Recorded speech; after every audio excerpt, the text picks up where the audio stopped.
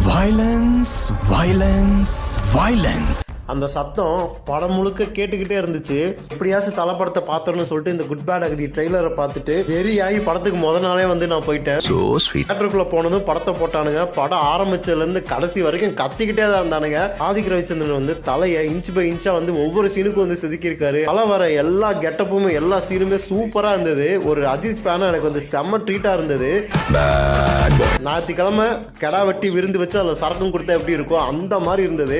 கண்டிப்பா இந்த படத்தை பார்க்கணும்னு நினைக்கிறவங்க தியேட்டர்ல போய் பாருங்க. தியேட்டர்ல பார்க்கலன்னா ஒரு பெரிய சம்பவத்தை வந்து நீங்க மிஸ் பண்ணிடுவீங்க. படத்துல ஏகப்பட்ட கூஸ்பம் சீன்ஸ் இருந்துச்சு. அதே மாதிரி நிறைய 90s சாங்ஸ் வந்து இல்லை ரெஃபரன்ஸா வந்து கொடுத்துருந்தாங்க. சூப்பரா இருந்துச்சு அதெல்லாம் பார்க்கறதுக்கு. படம் முழுக்க சாங்ஸ் தான், படம் முழுக்க மாஸ் தான். செம்ம ஜாலியா இருந்துச்சு. அந்த 2.5 மணி நேரம் எனக்கு போனதே தெரியல.